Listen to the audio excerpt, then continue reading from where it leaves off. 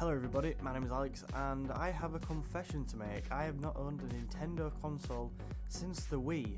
Now, although many people probably argue this makes me unqualified to make this video, it's actually made me watch the latest releases from Nintendo even more keenly at E3.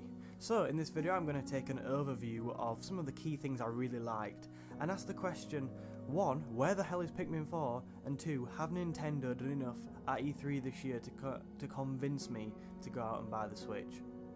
So before we go any further, I want to just discuss a couple of points. Number 1, if I don't talk about a game which you are incredibly hyped for, or that you were incredibly hyped for that missed out, please don't get angry and just let me know in the comments what you're excited about or what you're sad not to see. And number 2, I've unfortunately not got any of the newish games such as the Switch, on the Switch or the Wii U. So a lot of the footage you'll see behind are just kind of personal games which I played when I was younger, which is what gets me hyped for Nintendo. Additionally, if Nintendo announce anything else in the next few days, although we are in kind of the middle of day 2 of E3 right now, I will have pie all over my face, so yeah, I apologise for that in advance. Anyway, a lot of people have been discussing and debating on Twitter, things like that, how successful Nintendo were at E3 and how much they kind of blew away the competition. Now, for me, Nintendo's success at E3 comes a lot down to how much you wanted to see a new installment of Super Smash Bros. If you were really hyped for that, obviously you're going to be buzzing. If you're not so bothered, kind of like myself, although it does look very good, then maybe you're going to be a little bit down about that. A considerable part of Nintendo's presentation revolved around the game, and it's evident they've put an absolutely amazing level of detail into it. Every character which has ever been playable in the franchise is available in the game, and it's pretty evident that no corners have been cut, as every character has been made with incredible care and detail for both their abilities and appearance. Being a Pikmin fan, I particularly like that Olimar's helmet can get cracked but gets quickly repaired when he's damaged. Additionally, the presentation saw a couple more interesting additions. Princess Daisy was announced as a shadow character, and the highly popular inclusion of Ridley from the Metroid series was also announced. All of these factors set to make Super Smash Bros. Ultimate a great success when it releases on December the 7th. Other notable Nintendo announcements include Pokemon Let's Go Pikachu and Pokemon Let's Go Eevee, Fortnite's immediate arrival on the Nintendo, which I think it was released last night, although I prefer PUBG, so, you know, preference.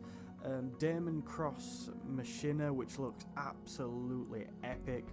Reminds me a little bit of Transformers, it looks really cool, and that's a completely new release for Nintendo. And Super Mario Party, which as we all know will bring kind of friendly competition between friends, groups and families. I absolutely love the kind of Mario Party game just because of how daft they can get. I can see it all working quite well with Super Smash Bros. As the main title which was released. Definitely going to attract new people to the platform. Watching the trailer for a lot of these things makes me want to go out and buy a Switch, so I think the things they have announced are really good. Another title which drew my attention was Starlink Battle for Atlas. I mean, this game, I think it was already announced before E3, but at E3 we learnt that Fox McCloud and the Star Fox team are going to be joining them. Ubisoft have decided to include them in the game, and this is something which I am really impressed with and really happy about. Growing up, I played Star Fox Adventures. I mean, that's quite a different game to what we're looking at there. Quite also, it's kind of the standalone in the Star Fox series as well, Star Fox Adventures, but I also played Star Fox Assault, which is a lot more traditional, and I'm really hoping that a lot of the gameplay will be like that, because that is really fun too. It's great to see Star Fox return. I've not played a new game with Star Fox in since, I think, Star Fox Command on the DS, so that is a long time ago. So him being in Super Smash Bros. As well, all the more reason to buy it. I'm quite liking what I'm seeing here. However, not everybody was satisfied with Nintendo's Tuesday at E3.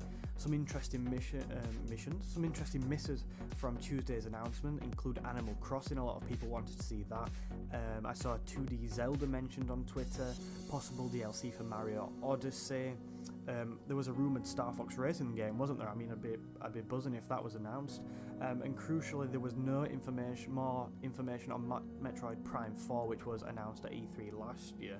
This has proved to be quite a big disappointment for people on Twitter, but as we'll read in a statement in a second, it's obviously still happening. We'll just have to be a little bit more patient for it.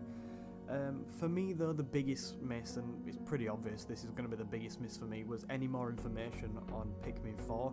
I grew up with the Pikmin 1 game. It was the first game I ever played. I remember at Christmas playing it, and I've been eagerly awaiting information on the new installment of the series ever since it was supposedly very close to completion in the middle of 2015.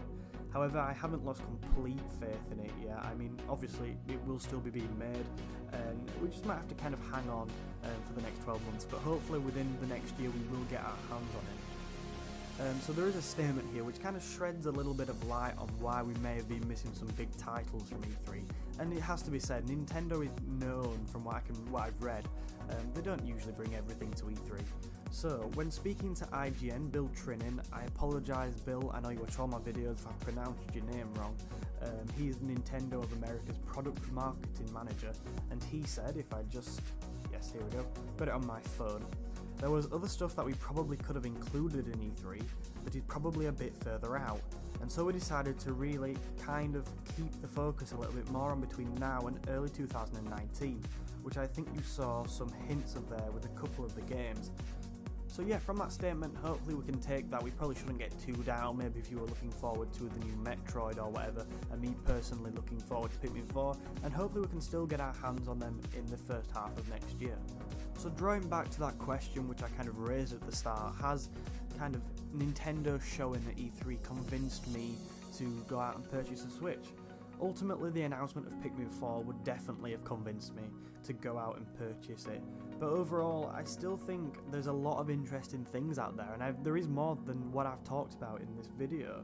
They're all coming for the end of this year, so I'll probably go out and grab one in the next few weeks or maybe months in preparation for some of the big hitters. Although I'm not a big Super Smash Bros fan, it does look quite good and I would quite like to play it. Moreover, I think Nintendo looks strong for the run up to Christmas with the titles announced. Super Smash Bros and Super Mario Party, also Pokemon games in there as well, all coming kind of October, November, December. And you've also got to think, if Nintendo is holding back the titles such as Pikmin 4 and Metroid Prime 4 for release next year, there's a lot to be excited for, and we should probably embrace the games that are coming out now and look forward to the ones coming out next year. This is also going to help the Switch, because the Switch now does look set to achieve a longevity which the Wii U lacked. So that's it, I hope you enjoyed the video. It was kind of weird doing one of these. I'm used to doing kind of playthroughs and things like that, so actually sitting in front of me and kind of half having a script and half trying to improvise was quite strange. I apologise if I've upset anybody out there because I don't own a Wii U or whatever. But yeah, I've tried to give my honest opinion on these games and try and discuss my thinking behind should I purchase the Switch or not, because I think it is quite an interesting topic. So if there's anything you'd change about this video, or anything you liked about this video, or if you've got thoughts on Nintendo at E3 or what you want to see in the coming months and what you're happy about with E3 and everything like that, do let me know down in the comments below. Like I said, I hope you've enjoyed. If you have, make sure you hit that like button and subscribe to the channel. There will be more E3 content on here, and we already have GameCube stuff on the channel as well, and we'll definitely improve that and progress further with Nintendo as the channel grows and we go into the future.